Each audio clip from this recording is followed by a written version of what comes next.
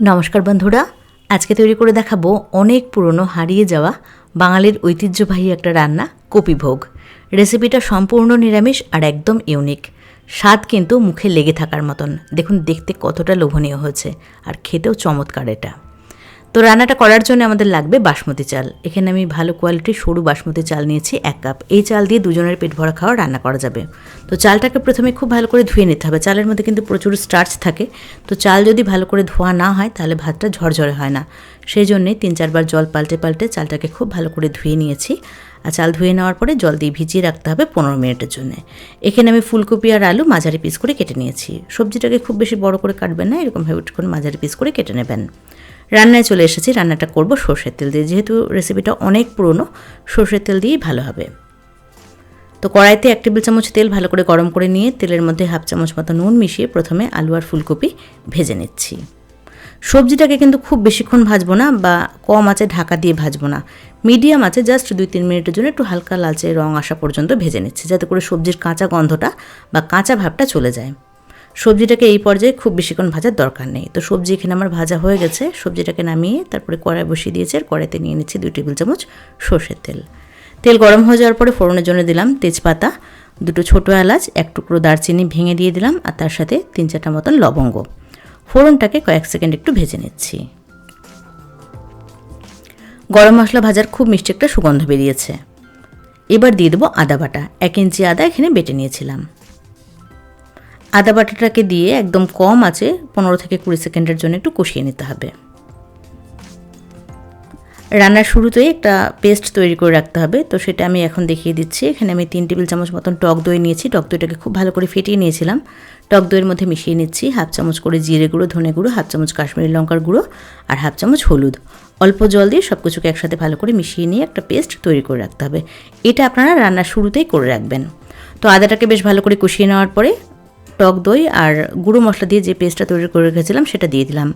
অল্প জল দিয়ে সব কিছুকে খুব ভালো করে কষিয়ে নিচ্ছি।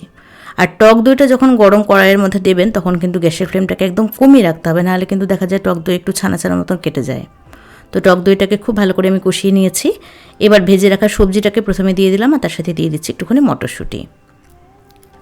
সবজিটাকে এবার মশলার সাথে খুব ভালো করে কষিয়ে নিতে হবে।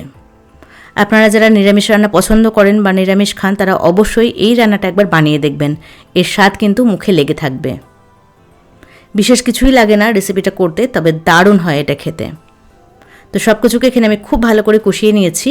ফুলকপি, আলু, মটরশুঁটি সব কিছুকেই মশলার সাথে খুব ভালো করে কষিয়ে নিয়েছি। এবার চালটাকে দিয়ে দিচ্ছি। চালটা ভিজিয়ে রাখা ছিল, তো জলটাকে ছেঁকে ফেলে দিয়ে তারপরে চালটাকে আমি দিয়ে দিলাম। মিডিয়াম আছে মোটামুটি 5-6 মিনিট মতন সময় নিয়ে চালটাকে এবার সব কিছুর সাথে খুব ভালো করে ভাজা ভাজা করতে হবে। দেখুন ঠিক এই রকম একটু ঝুরঝুরে মতন হয়ে যাবে চালটা। ঠিক এইরকমভাবে চালটাকে খুব ভালো করে কষিয়ে নিতে হবে, তাহলে কিন্তু পোলাওটা খুব টেস্টি হবে আর একদম ঝরঝরে হবে, মানে প্রত্যেকটা ভাতের দানা আলাদা আলাদা করে বোঝা যাবে। তো খুব ভালো করে সব কিছুকে কষিয়ে নিয়েছি। এবার জল দেব। তো যতটা চাল নিয়েছিলাম ঠিকটা ডবল পরিমাণে জল লাগবে। এখানে আমি 1 কাপ চাল নিয়েছিলাম, 1 কাপ চালের জন্য দিয়ে দিলাম 2 কাপ গরম জল। জলটা অবশ্যই গরম করে নিয়ে তারপরে দেবেন। কয়েকটা চেরা কাঁচা লঙ্কা দিয়ে দিলাম। পুরো ঝালটা কিন্তু কাঁচা লঙ্কা থেকেই আসবে। দিয়ে দিচ্ছি এখানে স্বাদ অনুযায়ী নুন।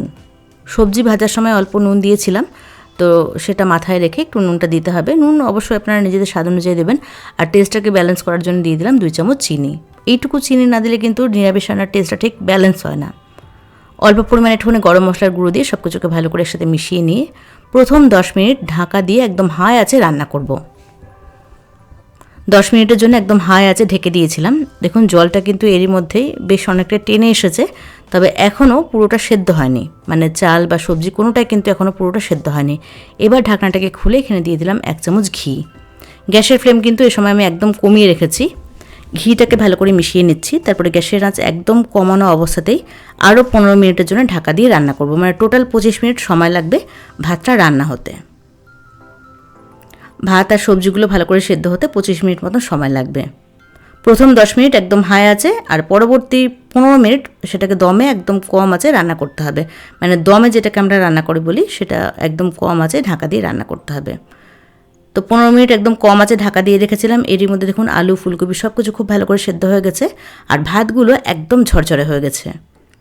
আর ভাতটা কিন্তু একদম প্রপারলি সেদ্ধ হয়েছে, খুব বেশি নরম হয়ে যায়নি আবার কাঁচাও নেই, ঠিক যেরকমভাবে পোলাওয়ের চাল রান্না হয় সেরকমভাবে কিন্তু ভাতটা রান্না হয়েছে। আর দেখুন এটা কতটা ঝরঝরে হয়েছে। এখন কিন্তু এটা প্রচুর গরম, তাও দেখুন কত সুন্দর ঝরঝরে। এটা যখন একটু ঠান্ডা হবে প্রত্যেকটা চালের দানা কিন্তু আলাদা করে বোঝা যাবে। দেখতে এটা যেমন লোভনীয়, খেতে ততটাই চমৎকার হয়। আর এটা কিন্তু একটু স্যালাড বা রায়তার সাথেও দারুণ লাগে খেতে। তো কেমন লাগলো আজকের রেসিপি সেটা অবশ্যই কমেন্টস করে জানাবেন। ভিডিও ভালো লাগলে একটা লাইক করবেন আর চ্যানেলটাকে সাবস্ক্রাইব করবেন।